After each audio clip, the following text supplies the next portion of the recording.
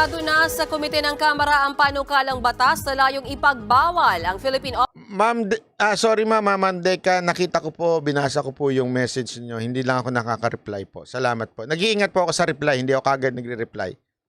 Offshore Gaming Operators o POGO sa bansa. Nasa frontline ng balitang yan si Marian Enriquez.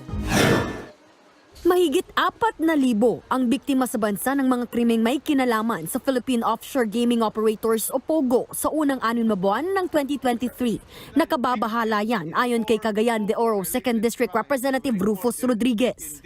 It's about time we put a stop to this and make our country a country that values human freedom, the rights of women, and then protect our country from China. Inaprubahan din kanina ng House Committee on Games and Amusements ang resolusyong nag-uudyok sa Philippine Amusements and Gaming Corporation o PAGCOR na ipagbawal ang POGO. Ayon kay PAGCOR Chairman Alejandro Tenco, mas naghigpit naman na sila sa mga kumpanya ng POGO. Nagsagawa pa raw sila ng cleansing kamakailan mula sa 300 POGO noong 2019. Itong PAGCOR, anong cleansing?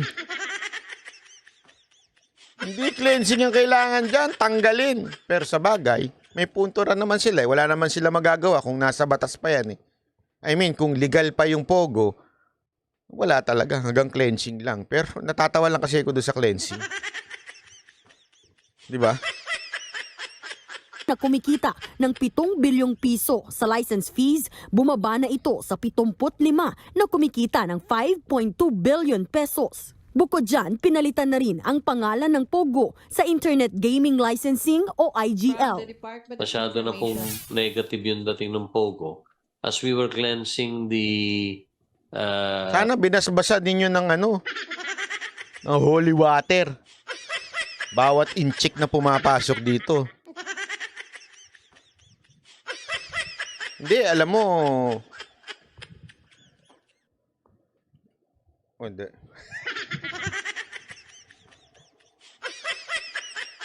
Then natawa kasi ako kasi nag-inquire ako ng bulletproof. Tapos isa sa mga nagbebenta, in-check. Tapos syempre tinatanong ko na, kinuha ko yung papel, tinadla ko sa Alam mo, legal lahat yung papel niya. Nagtaka ako nagtaka ako. May lisensya pa siya. Pero hindi talaga siya makapagsalita. As in talaga, pure na in-check. Tapos, alam mo yon, sabi ko, bago pa yung sasakyan niya, bagong bulletproof, binibenta niya ng murang-mura. Hindi, compare sa presyo, kasi ang presyo nun, mga 12 to 13 million. Pero yung kanya, binibenta niya ng 9 million. Kaya medyo tumaas yung kilay ko. Sabi ko, ba't ganito kamura ito? Hindi, mahal, pero mas mura dun sa talagang bentahan. Okay? Nung bigla akong sabi ko, ba't ganito to? Hanggang sinilip ko, hanggang tinatanong ko na siya kung ano yung trabaho niya, hindi na siya makasagot. Hindi ho isa ang nakausap kong ganun. Na puro nagbebenta ng bulletproof na sasakyan. Bakit? Kasi nga, ang kwento sa akin nung isa sa pulis na nakausap ko, sila talaga yung umu-order ng ganyan. Kasi nga, mga delikado buhay niyan. Kasi, di ba, sila yung may mga daladalang pera, illegal na transaction. Kaya kailangan nila ng bulletproof. Tapos, mabilisan lang nilang binibenta para hindi sila ma-identify kung anong sasakyan. Palit-palit. Kikita sila ng... Kasi nga, illegal yung mga negosyo. So, kikita ng bebenta na naman. Ganun sila. Sabi ko, wow. Sana all. Mapapaganong ka Di ba? Bakit? Paano nangyari yun? Ibig sabihin, talagang marami hong gumagawang illegal dito sa Pilipinas na mga ganyan. Rules and regulations and also the licenses, pati po pangalan pinalitan. Okay. Ang pagbuwag sa POGO, suportado ng ibang ahensya ng gobyerno gaya ng DILG, DICT, NEDA, AMLAC, NBI at BIR. Ngayong lusot na sa komite ng Kamara ang POGO ban, sunod naman itong sasalang sa debate sa plenaryo. Yan ang problema. Kasi, eto dito sa komite, kasi ganyan dyan komite muna. Lusot na sa komite. Ang problema, plenary. Plenary lahat. Di ba? Doon na sa plenary, doon sa malaki. Okay? Pagdedebatihan ho yan. Grabe ho ang pera ng POGO. pag yung pera ng Pogo kumalat na, kasi tandaan ninyo, hindi ko sinasabi si yung congressman dito mukhang pera ha, hindi ko sinasabi. Pero ginagawa kasi yan eh. Ginagawang gimmick yan sa Congress, alam nyo ba? Kikwento ko lang sa inyo kung paano nangyayari ang lobbying dyan. Iipitin nila sa komite. Pampataas presyo, ika nga. Ipitin sa komite, tapos pag medyo umipit na sa komite, dadalhin sa plenaryo. Tataas na ngayon ang presyo. Tataas na ngayon ang suhulan. Hindi ko sinasabing yan yun ha, pero ganyan ang kalakaran sa Kamara. Uutusan nila yung committee head na magdi-discuss doon. Oh, sige, ipitin mo ng ipitin. Talagang durugin mo yung kumpanya na yan. Tapos, maglalabi ngayon. Yun na natawag na lobbying. Maglalabi ngayon tong mga kumpanya na mayayari dahil sa desisyon ng Congress. Lalapit ngayon to. Oh, lalapit na ngayon to sa pinaka-boss. Pagkatas utusan ng boss, yung committee head, ipitin mo yan para tumaas tayo dyan. Meron ka sa akin.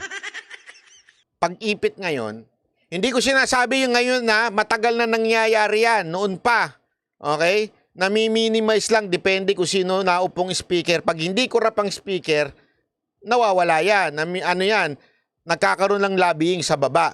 Pero pagka kurap ang speaker, tulad... Ewan ko, kung tulad ngayon ha, di ako sure. Papataasin lang yung presyo. Kaya nga, bantayan natin yan. Paano natin masasawata ito? Public pressure. Kasi pagka na public pressure yan, kaya there is a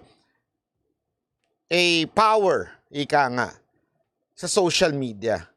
Kayong mga nanonood, di ba? Kayong mga social media vloggers na uma-against dito, ano yan?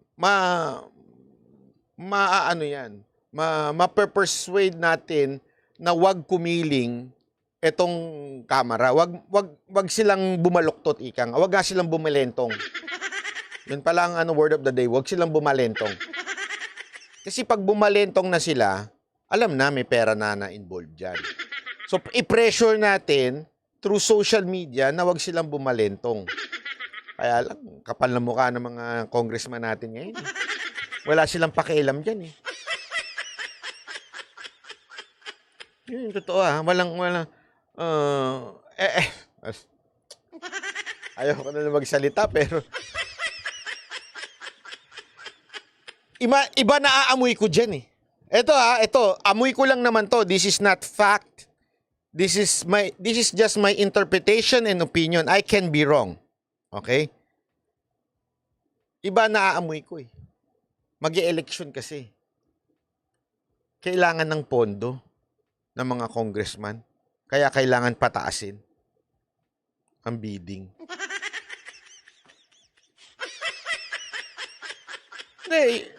Yun ang naaamoy ko eh.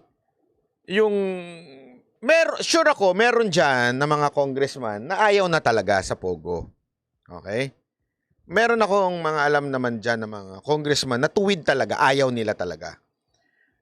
Pero hindi natin alam kung itong mga pangyayari to, pang-iipit lang para taasan lang yung presyo. Tapos, eventually, ang palusot dyan, ilimit na lang. Yung mga style na, ilimit na lang. Linisin na lang natin. Yung mga illegal Pogo, tanggalin na natin. Or, change of name. Ganyan lang naman dyan eh. Babaguhin lang yung pangalan, hindi na Pogo. O, hindi na, wala nang Pogo sa Pilipinas. Bawal na, iba na. Chinese pa rin na may hawak. Kita nyo, binanggit ka kanina, iibahin lang yung pangalan eh. Ganun pa din yun. Na iba lang ang, parang yung nila, parang yung pork barrel, naging DAP. Ay, naging PDAF, naging DAP. Paiba-iba lang yung pangalan. Gusto nyo ng kwento? Eto, kwentong totoo to, alam ko. Bakit? Inalok ako eh.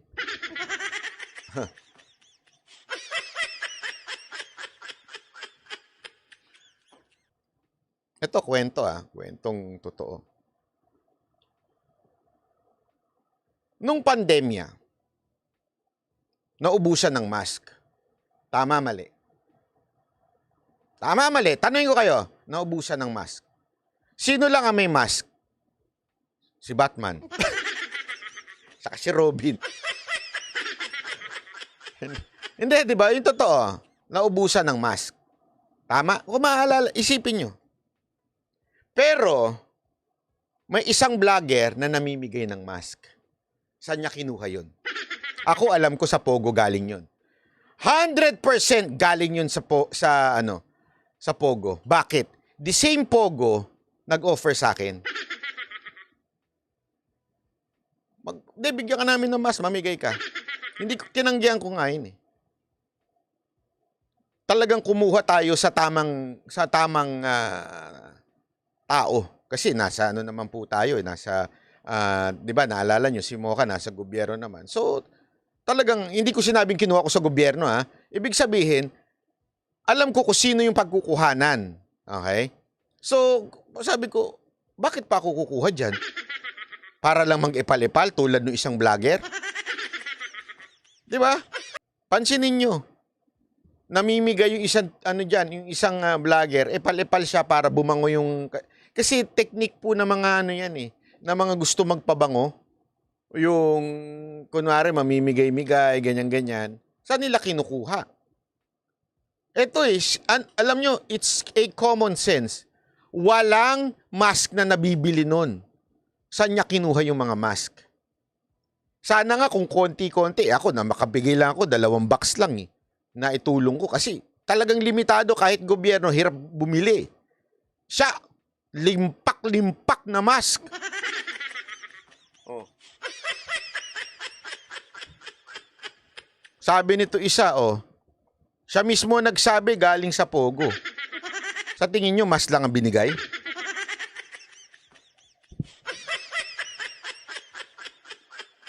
Di ba? Yan ang totoo. Kala nyo. Ganyan no, katikas siya mga Pogo na yan. Ha? Ganyan ako. As in, gang na ho ang naandi dito. Panoorin nyo ho yung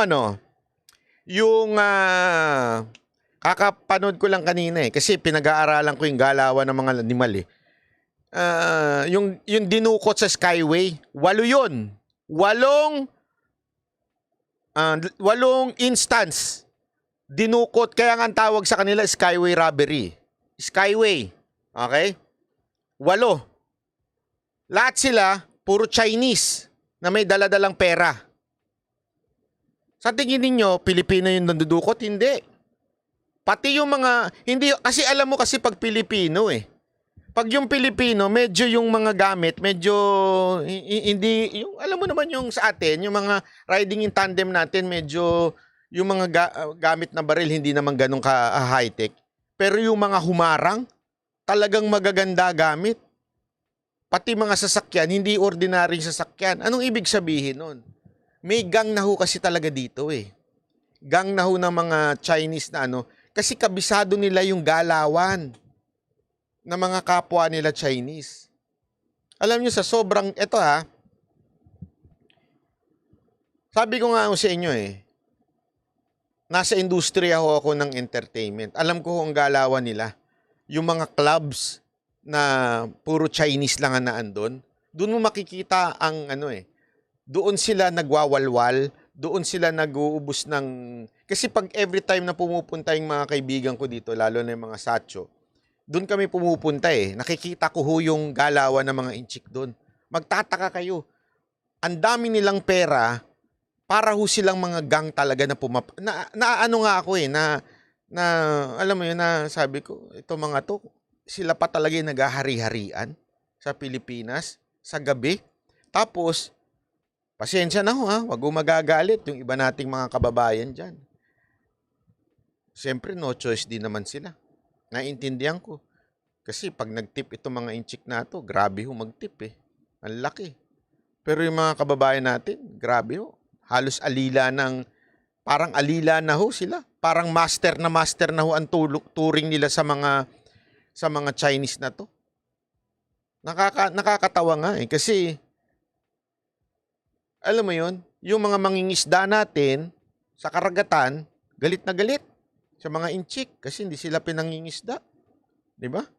Pero yung mga inchik nangingisda sa club ng mga babae.